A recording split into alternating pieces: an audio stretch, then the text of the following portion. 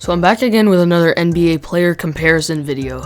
This is starting to be a new theme and series on the channel of me making comparison videos. I've already made 3 now on the Jokic versus Embiid comparison, probably the most interesting one in the NBA, the Booker versus Mitchell comparison, which I posted most recently, and also the Luka Doncic versus Damian Lillard one, which is up to 600 views now, and all 3 of these videos have done relatively well for my channel. So I'm going to continue on the series. I have lots of other ideas for player comparisons, but for today's video, we're going to be talking about a really close comparison, and one that I actually might think, after going through all the stats and also considering what I've watched from these 2 players, this might be the closest comparison that I've done yet, and maybe the closest comparison in the NBA. 2 small forwards in Jayson Tatum and Jimmy Butler being the comparison that I'm going to be focusing on today. As I mentioned, it's a very close comparison. I'm going to factor in many things like I always do, like their overall scoring, their overall basic stats, especially from this season, how they are defensively, and their contribution to winning overall for this year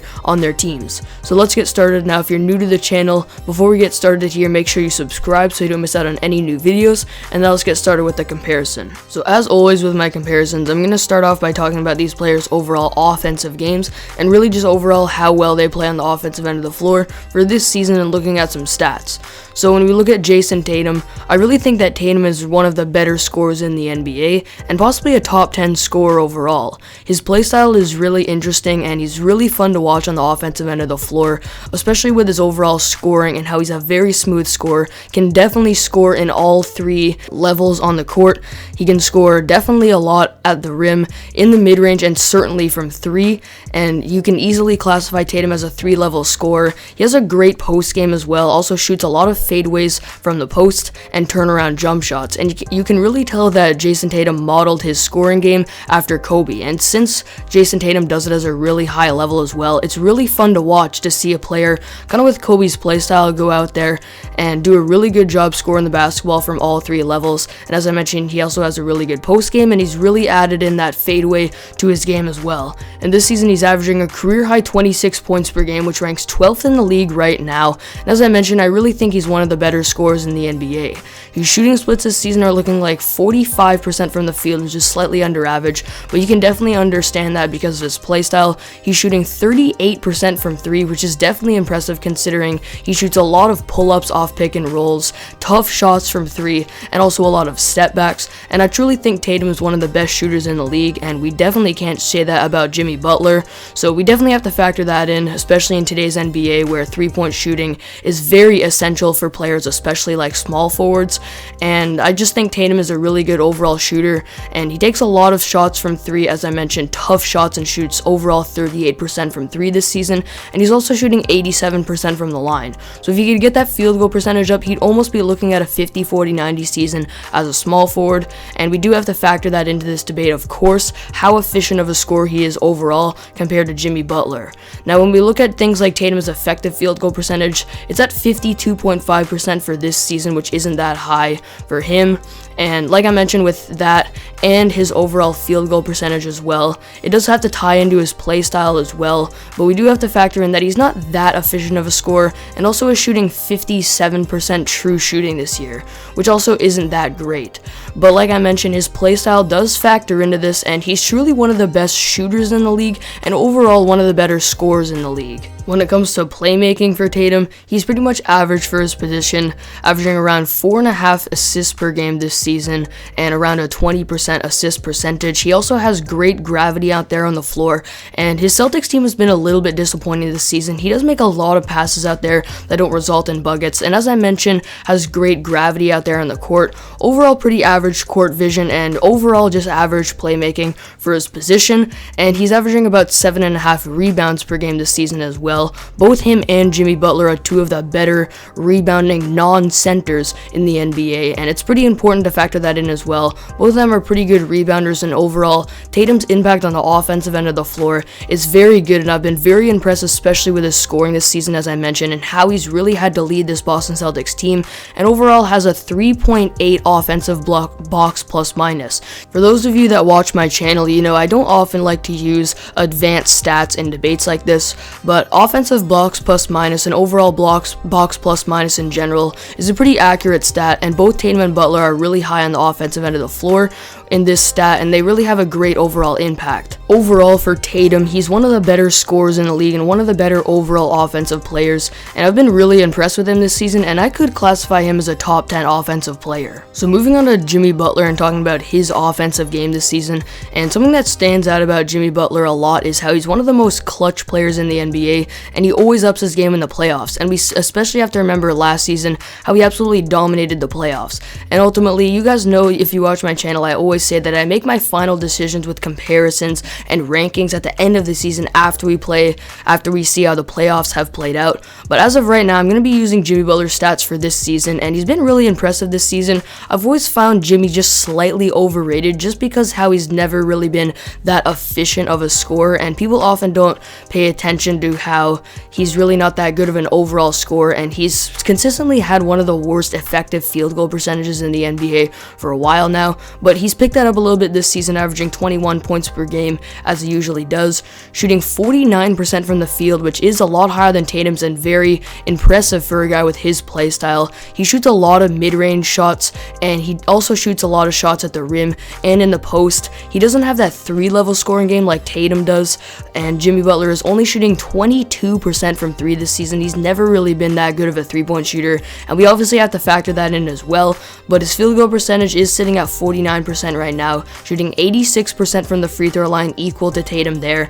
and his effective field goal percentage hasn't been as bad as it is in the past years, and that's because he's not really taking as many threes this year, because he really knows the strengths and weaknesses to his game. He has a 51% effective field goal percentage this year compared to Tatum's 52.5%, and he has a better true shooting this year. As I mentioned again, Butler really is starting to learn the strengths and weaknesses of his game, and he knows how to play to his strengths, which is really an impressive thing, and he's learning as a veteran player what to do on the court to maximize his ability to score. He's taken a lot of mid-range shots this season, as I mentioned, and is shooting 60% true shooting.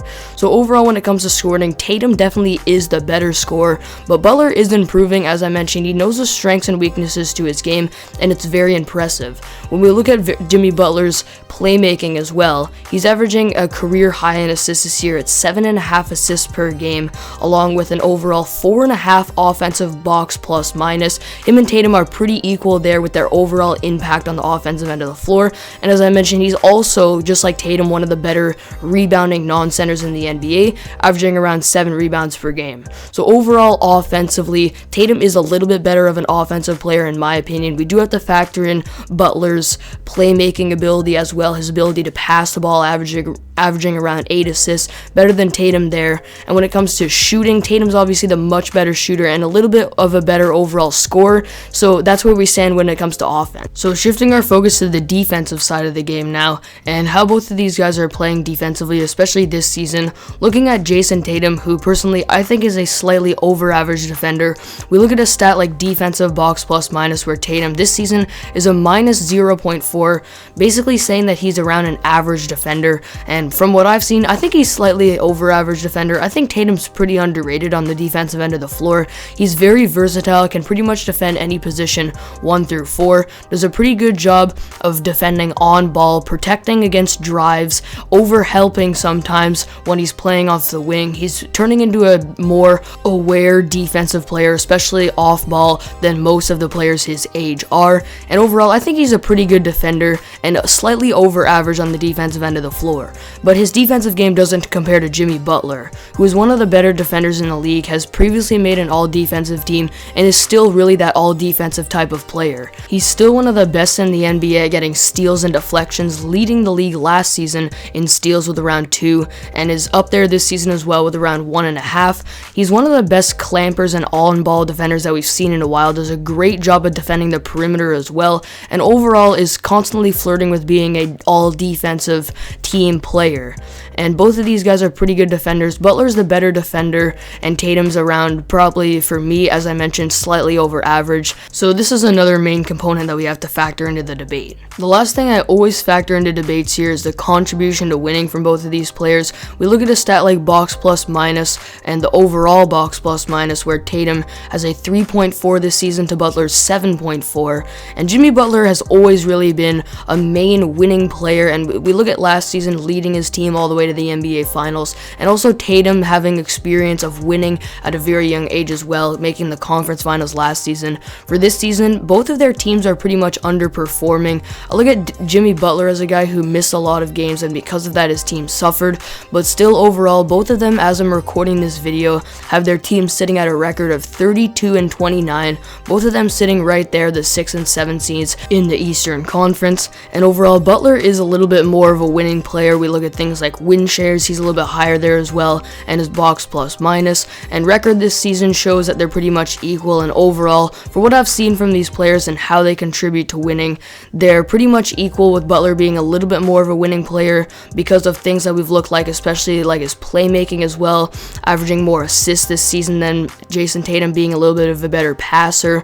But overall, again, they're really both very winning players and have a great contribution to winning. So it's time for my final decision of the video, who I think is the better player between Jimmy Butler and Jayson Tatum. And as I mentioned at the start of the video, it's probably the closest comparison, at least for me, that I've discussed so far on my channel. And it's really close because we look at Tatum. I think Tatum's a slightly better offensive player and Butler's the better defensive player. The gap between Tatum and Butler on defense is slightly bigger than it is for the offensive side of the game, but offense is more important when we look at it as a logical standpoint, especially for their position.